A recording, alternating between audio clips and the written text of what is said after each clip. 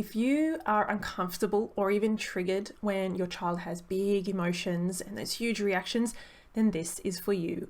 I'm going to go through about 10 different things that we need to understand, maybe some strategies that we can use when our kids are having these big emotional responses to whatever's going on, and we find it really stressful and challenging. And like I said, maybe we get really triggered.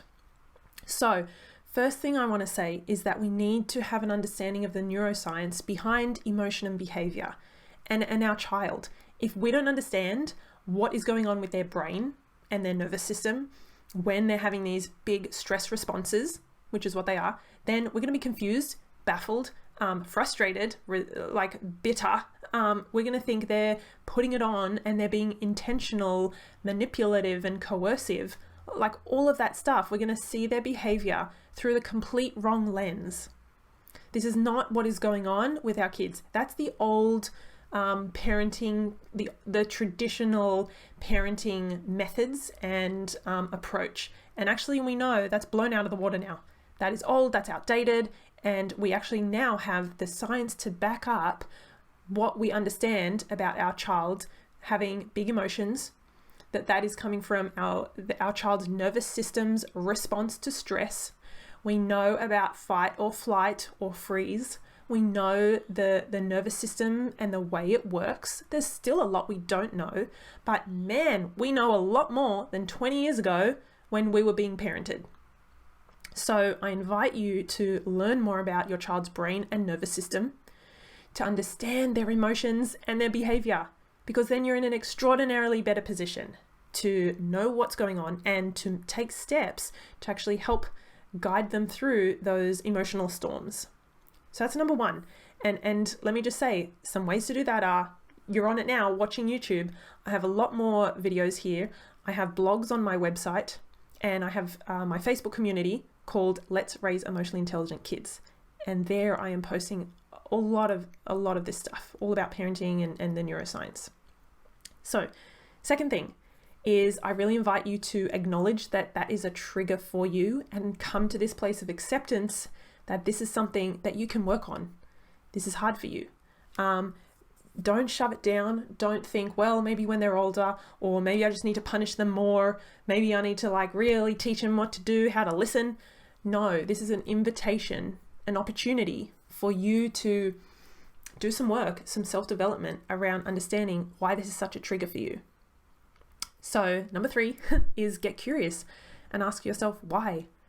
Why is this such a trigger?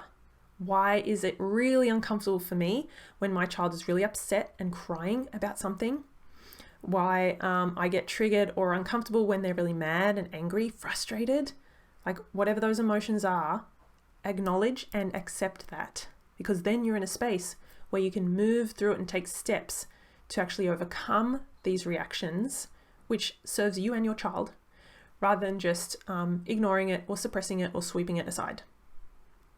Number 4 is know that your experiences, every experience you've had up until now, has created your programming. What does that mean?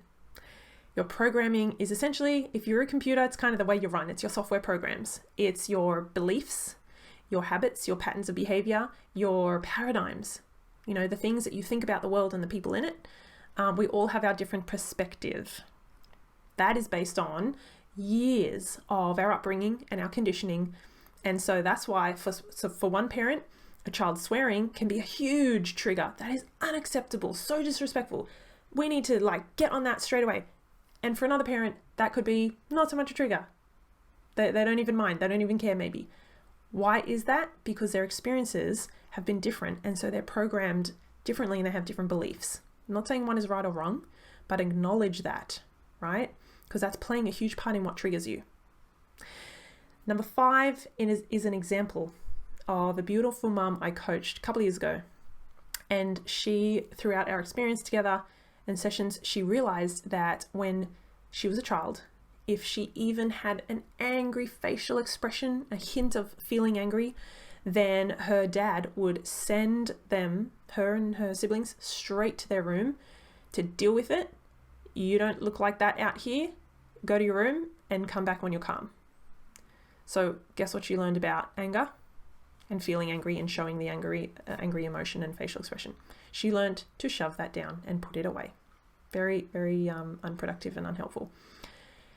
And that leads into number 6, another dad that I worked with who said he had only ever seen twice his dad cry or his dad upset. And the first time he would hide away and he hid away and turned so that his son didn't see him cry. And the second time he went out the back into the backyard to deal with it, fix himself up and come back. So again, that person as a child learned anger is not okay. Or sadness or grief is not acceptable, not to be shown, it's bad, we put it away.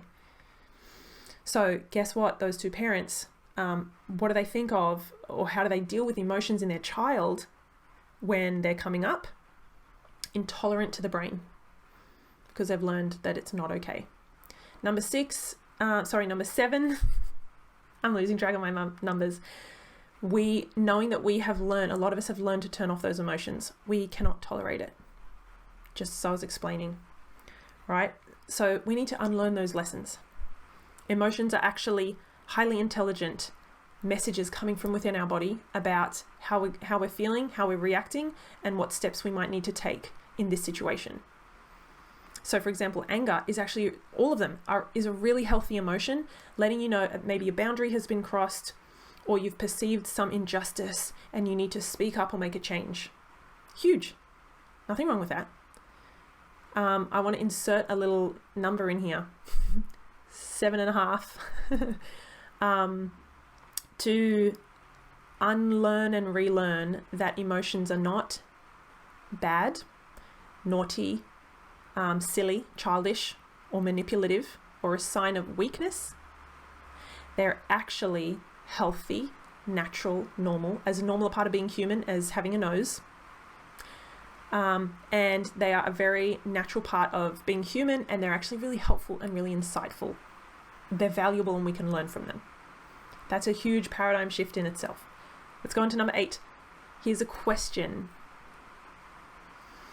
What difference would it make to your child, to yourself, and to your relationship if you were able to tolerate some level of those emotions coming from your child? What difference would that make? Huge, right? If instead of shouting, shaming, punishing, or threatening, or ignoring, if you just shifted your understanding and your perception, what difference would that make if you could hold that space for your child to let out those big emotions with you by their side in the approach or the mentality of, yeah, I feel like this too sometimes. Sometimes I get really, really mad and things seem really, really unfair. And I hate it. And sometimes I can't deal with it. Sometimes things are beyond my control, and I am here with you. I'm not going anywhere. I've got you, and you can let it out with me. Huge. Number 9 is learn to step into the space where you can witness and be curious and hold that space for those big emotions. Allowing any and all emotion is fine, is great, is necessary. Not all behavior. We cannot allow all kinds of behavior, hurtful, dangerous, lashing out, physical. No, there's a separation there.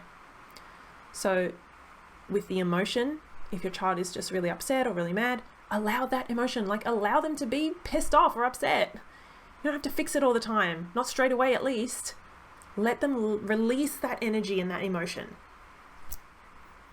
And number 10, this is my last point. I think committing to not continuing the cycle. It's not easy. It sounds really simple, but it can be a challenge because how many hundreds of thousands of experiences did we have where we saw and perceived emotions and things like that this way? It's really hard. But just commit to not continuing that cycle. Not treating your kids how you were treated, not continuing those thoughts and habits around emotions. Relearn them, because a lot of the lessons we learn about emotions and our kids and their behaviour are wrong. It is not just me saying it. There are so many other experts and educators and psychologists and neuroscientists who are saying, please let your kids feel their emotions. Get out of the way. Stop doing all the stuff that you're doing that makes it worse, and just let your kids release that energy. Otherwise, it will get trapped in the body. They will learn to shove it down. They will learn to take on more and stress and not use any kind of coping strategies. They will not take mental health days. They will burn out. They will take matters into their own hands, and that stuff scares the shit out of me. We do not want our teenagers, or later as adults, we don't want them having to resort to other methods to deal with strong emotions. We want to teach them that we can just help them do that on their own. I hope those 10 points were helpful. Please put some comments down below. I would love to hear from you guys. And if you are not already over in the community on Facebook, please check out Let's Raise Emotionally Intelligent Kids. And as always, if you are after some support, if you want to work one-on-one with me, or if you want to be in the Chaos to Connection 10-week program with other parents, oh man, reach out. You can comment here. You can go on my website, stephaniepinto.com. All the links are down below, and reach out and we will make it happen. All right. I'll see you guys next time. Bye.